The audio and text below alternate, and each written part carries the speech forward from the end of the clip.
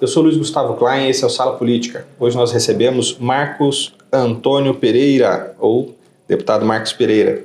Cristão, advogado internacional, meu colega advogado, mestre em Direito Constitucional pelo IDP, especialista em Direito e Processo Penal pela Universidade Presbiteriana Mackenzie, professor universitário, autor jurídico, presidente nacional do Republicanos desde 2011, ex-ministro da Indústria, Comércio Exterior e Serviços, deputado federal desde 2019, ex-vice-presidente da Câmara dos Deputados, membro do Conselho Jurídico da Fiesp e atual vice-presidente da Comissão de Constituição e Justiça e de Cidadania. É um prazer recebê-lo aqui, deputado. Currículo extremamente extenso, uma pessoa extremamente experiente e uma liderança nata. Te agradeço por vir falar conosco. Eu que agradeço, Luiz Gustavo, o convite e uma satisfação poder estar aqui conversando com você, com todos que estão nos assistindo, falar um pouco da nossa trajetória, da nossa história e principalmente do Brasil. Deputado, eu sempre começo o nosso bate-papo perguntando já diretamente o que levou a pessoa à política. Mas estudando a sua biografia, eu achei tão bonita a sua história, eu queria que você contasse um pouco pra gente.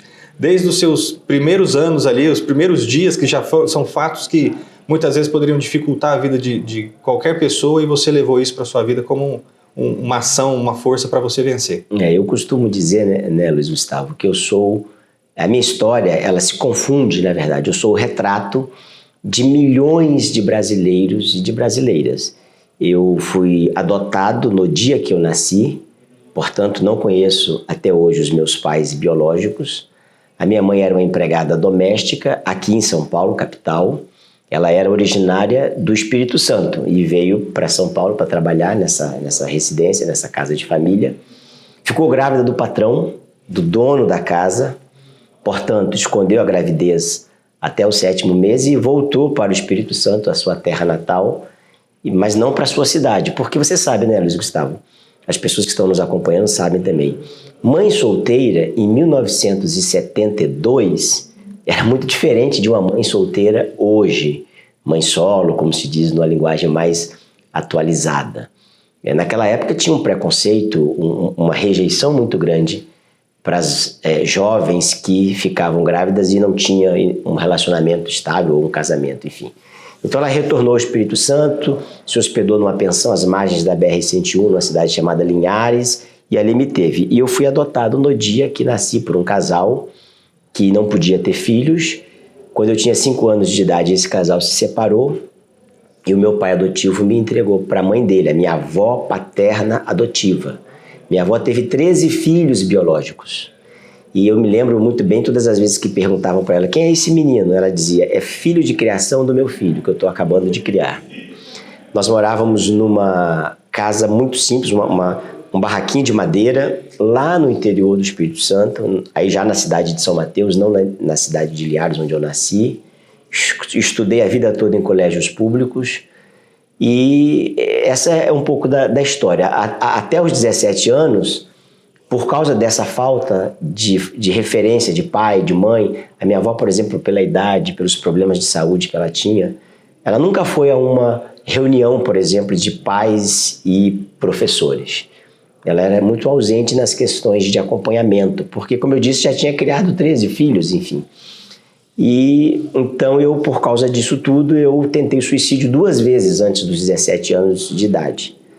Até que eu conheci a Margarete, já no ensino médio, na época chamava 2º grau, eu fiz 2º grau profissionalizante, técnico em contabilidade, e a Margarete é evangélica, me convidou, eu fui para a igreja com ela, nós nos casamos, eu brinco que ela me ganhou para a religião e também para ela, né? Somos casados até hoje, agora em agosto vai fazer 31 anos de casado. E essa mudança, esse encontro com ela, com a fé, fez com que eu pudesse ter um pouco mais de compreensão da vida. Aquela crise existencial que eu tinha foi superada e a partir dali eu comecei a ter uma vida diferenciada. Muito dedicada aos estudos, também ao trabalho. Fui sócio do meu próprio escritório de contabilidade com 17 anos de idade. Era um adolescente ainda, eu já era sócio de um escritório de contabilidade, sempre fui muito precoce. Acho que por conta dessas dificuldades da infância e da adolescência. Depois mudei para o Rio de Janeiro, em 1994, trabalhei lá em algumas empresas, também vinculado evidentemente às questões religiosas, e em 1999 me mudei para São Paulo. Eu moro aqui em São Paulo desde 1999, em outubro próximo vão completar 23 anos. E eu sempre costumo dizer, para concluir, que São Paulo tem isso, né? São Paulo é uma terra da oportunidade, é uma terra da diversidade, é uma terra que acolhe, acolhedora de todas as pessoas. Nós temos em São Paulo mais nordestinos do que qualquer capital do Nordeste. Se você pegar Salvador, Recife e Fortaleza, apenas para citar as 3 maiores capitais do Nordeste, tem mais nordestinos em São Paulo do que em qualquer uma dessas capitais. São Paulo tem a maior colônia libanesa fora do Líbano, a maior colônia italiana fora da Itália, e por aí vai. E São Paulo me acolheu desde 1999, aqui eu me formei em Direito, fiz especialização em Direito Penal e Processo Penal pela Universidade Presbiteriana Mackenzie, conforme você mencionou. Terminei agora em 2020 o mestrado em Direito Constitucional pelo IDP, lá em Brasília. Escrevi alguns artigos em livros jurídicos, escrevi um livro, por enquanto só um livro, mas vários artigos jurídicos em vários livros. E tenho um escritório de advocacia em São Paulo, com 20 advogados, 32 profissionais ao todo. Então, assim, num resumo bem apertado, para não ficar muito extenso, essa é a nossa trajetória. Portanto, uma criança que nasceu no meio desta diversidade e que agora tem tido um protagonismo no mundo jurídico, mas também no mundo político, eu acho que é um exemplo para quem nos assiste e para as pessoas, principalmente, que acham que a falta de oportunidade ou até mesmo as faltas de circunstâncias em que ela nasce, cresce, ou o meio pode levá-la à desgraça. Não, o meio pode ser um trampolim para ela poder fazer diferente. Deputado, e você é advogado, me permita chamar Claro, você? Imagina. Você é advogado no Brasil e em Portugal também, né? Sim, eu tenho inscrição na Ordem dos Advogados Portugueses também, desde 2009, e tenho um escritório em Portugal, não meu, mas um escritório que representa os nossos clientes em Portugal e na zona do euro, na região da Europa, da União Europeia como um todo. E, obviamente, o nosso escritório aqui em São Paulo representa também esse escritório português. E, na verdade, é um escritório muito grande, que é o maior escritório da Península Ibérica. Eles atuam fortemente em Portugal e na Espanha. Mas, pela integração da União Europeia, eles podem, obviamente, através de representantes, atuar em toda a zona do euro. Deputada, e com quantos anos você foi para a vida religiosa, não no sentido de membro, mas você percebeu que você tinha um chamado para ser pastor? Como eu falei, a Margarete, ela já era evangélica e eu fui convidado por ela quando eu tinha 17 anos de idade. E aí, por volta de 20 anos, mais ou menos, eu então decidi ingressar nessa vida. Vendi o meu escritório, a minha parcela lá, eu era sócio com mais 2 colegas no escritório de contabilidade e fui fazer esse trabalho, mas ficou muito pouco tempo. Eu fiquei apenas 4 anos como pastor na vida religiosa propriamente dita, porque como eu sou formado em contabilidade, tinha experiência contábil, eu fui trazido logo, como eu falei, em 1994 para o Rio de Janeiro para ajudar na administração do grupo e acho que a minha carreira ao longo desses 30 e poucos anos é muito mais nos bastidores, a não ser agora que no mundo político a gente tem que ficar na frente da câmera, sim, né?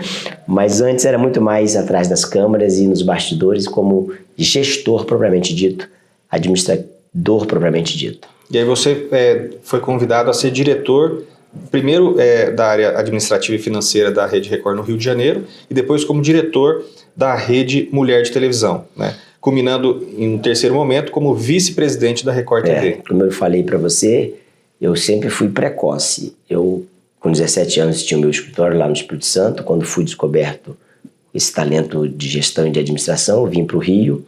Lá eu fui diretor administrativo e financeiro da Record Rio para estruturar, estava muito no início do grupo ainda. Em 99 eu fui convidado a vir para São Paulo e aí assumi a diretoria da Rede Mulher, que hoje é a Record News, E depois, em 2000, fui ser diretor da Record, assumindo a vice-presidência em 2003, onde fiquei até 2010. E a política, ela surge em qual momento? Então, ontem ainda eu dizia isso num evento numa cidade aqui do interior de São Paulo, que eu acho que essa questão política sempre esteve na minha veia, porque quando eu completei 18 anos, ainda lá no Espírito Santo, na cidade de São Mateus, eu me filiei a um partido político e pensei comigo na época, vou disputar aqui para ser vereador. Era um ano de eleição e recém-completado 18 anos, que é quando...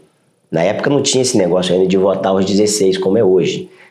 A pessoa com 16 pode votar, mas não pode ser votado, né? Então, para vereador, a idade mínima é 18 anos.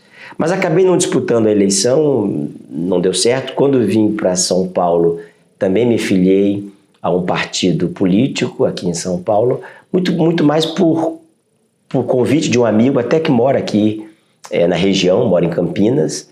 Ele me convidou, eu me filiei, participei de algumas reuniões, mas não deu certo, porque eu tinha uma vida executiva. E, por fim, em 2010, como eu falei, eu fui vice-presidente da Record de 2003 a 2010. Em 2010 eu saí da Record, fui para o meu escritório de advocacia, que já existia, mas estava um pouco distante, eu estava dividido entre cuidar do escritório e ser vice-presidente do grupo de televisão. E aí o partido, na época PRB, Republicano Brasileiro, que eu já era afiliado, que eu tinha ajudado na fundação, o ex-presidente nacional estava com uma certa dificuldade na condução do processo, porque ele era um pouco centralizador. Então a bancada, que ainda era muito pequena, de 8 deputados federais, estava pedindo mais democracia interna, democracia dentro do partido, que ele compartilhasse mais as posições de comando, seja do partido, seja da fundação, seja dos espaços na Câmara, porque ele era presidente, também era deputado. E aí eu fui convidado por ele para substituí-lo numa eleição que não teve muitos rumores, foi uma eleição interna. Assumi então a presidência em maio de 2011. Nós tínhamos 8 deputados federais. Em 2014, que foi a primeira eleição que eu conduzi, saímos de 8 para 21. 2018, de 21 para 30. Hoje, com a janela que tivemos agora em março, temos 43 e agora estamos em outubro, rumo aí a uma meta mais audaciosa. E aproveitando o gancho, quais são os desafios, até para o nosso telespectador entender, quais são os desafios de um presidente nacional de partido? Os desafios são muitos. Eu agora vinha de Campinas para cá, eu dormi em Campinas ontem, tive uma reunião lá à noite, terminando aqui nossos compromissos por volta da hora do almoço, na data de hoje, eu regresso para lá para cumprir uma agenda à tarde até à noite. E eu, de Campinas até aqui em Americana, você sabe, são 20 e poucos minutos, meia hora. Eu retornei a 5 ligações, sem contar as mensagens que respondi pelo WhatsApp, de presidentes estaduais do partido. Você conciliar os interesses e os desafios num país continental como o Brasil é muito difícil. E são peculiaridades muito específicas. A política do Acre é muito diferente da política, para ficar só na região norte, do Pará, por exemplo. E nós estamos falando da região norte do país. A política em Sergipe é muito diferente da política do Maranhão, para falar da região nordeste. Se você vier para o sul, a política do Rio Grande do Sul é totalmente diferente de Santa Catarina. Então, não é fácil você conciliar tudo isso regionalmente, quiçá nacionalmente.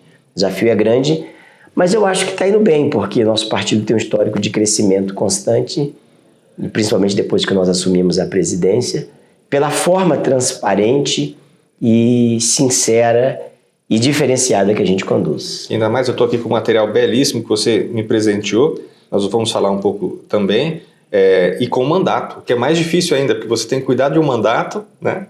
E tem que cuidar de um partido. E você já foi ministro de Estado, de uma pasta extremamente importante, que é a Indústria e Comércio Exterior, né? Como que foi sentar naquela cadeira e ter uma caneta que, estando no executivo, ela tem muito poder? Para mim foi um desafio, né? Na verdade, Luiz Gustavo, eu tive 2 cargos públicos até hoje. O de ministro, foi o primeiro cargo público que eu tive, de Indústria e Comércio Exterior, no governo do Michel Temer. Assumimos no dia que ele assumiu, dia 13 de maio, por conta do impeachment, né, do afastamento da ex-presidente, e saí no início de 2018 para me dedicar à condução, porque 2018 foi um ano eleitoral do partido e depois também a minha candidatura a deputado federal. Então, esses são os 2 cargos públicos que eu ocupei, de ministro e de deputado federal. Ter sido ministro foi uma experiência muito, muito interessante para mim, principalmente de uma pasta como essa, que é uma pasta que provoca e promove o desenvolvimento econômico do país. Nós chegamos ali com uma certa desconfiança, eu tenho que admitir isso. Se você buscar nos jornais, nos veículos da época, você vai ver que tinha uma certa desconfiança. Eu não sou da indústria, como nós falamos, eu sou advogado, fui professor de direito, eu atuo na área jurídica e empresarial, como executivo. E aí me torno ministro de indústria. Então, ao pessoal da Fiesp até que não, mas das federações de indústrias dos demais estados, Fiesp não, porque eles já me conheciam e sabiam do nosso talento, da nossa capacidade de gestão. Mas a Confederação Nacional da Indústria, a CNI, outras federações de indústrias, todos tinham um certo desconfiômetro, uma certa desconfiança, melhor dizendo. Pô, mas esse cara não é da indústria. E substituiu um ministro que era do ramo, ele era industrial. Tinha sido, inclusive, presidente da CNI, da Confederação Nacional. E tem um certo lobby que eles querem indicar. Exatamente. Pô, mas esse cara também é pastor. Então, todos os preconceitos que rondam certas pessoas que vieram de baixo e ascenderam. E, obviamente, que quando saí do ministério, até hoje, aliás, como atual presidente, o Bolsonaro extinguiu o Ministério da Indústria e fez uma fusão, criando um super ministério, chamado Ministério da Economia, muito por conta disso, mas também por conta do nosso trabalho. Até hoje o segmento da indústria sente falta e reconhece que eu fui, são eles quem dizem, um dos melhores ministros nos últimos 20 anos. Nós tratamos de reinserir o Brasil no cenário internacional. Foi importante, visitei em 2 anos 16 países, porque comércio exterior, China 3 vezes, Alemanha, Portugal, Israel, Estados Unidos, isso só para citar alguns, Espanha. Eu fui o primeiro agente do governo brasileiro a retomar as negociações com a União Europeia do famoso Acordo de Livre Comércio Mercosul-União Europeia. Enfim, foi uma experiência boa para mim, obviamente, como currículo, como pessoa, mas foi muito boa para o Brasil também. E observando aqui o seu mandato, no seu material, eu também já havia levantado alguns números, né? São mais de 400 cidades que já foram beneficiadas diretamente pelo seu mandato. Nós falamos aqui, você está no primeiro mandato de deputado. Exatamente. E são mais de 500 milhões de investimentos, né? Observando isso, olhando toda a sua carreira política, o que mais te orgulha? Se nós fôssemos fazer uma análise, é uma pergunta até difícil, para tanta coisa que você já fez, se nós fizermos uma análise, uma única coisa que você pudesse eleger para falar, isso aqui por si só me orgulha de tudo que eu já passei na política. Olha, dessas 400 cidades, hoje já são 430, o material está um pouquinho desatualizado, e já são 580 milhões que nós beneficiamos com recursos da União, com recursos do SUS, recursos do Ministério da Saúde, da Infraestrutura, Ministério da Agricultura, para a agricultura familiar, por exemplo, também da cidadania para ação social.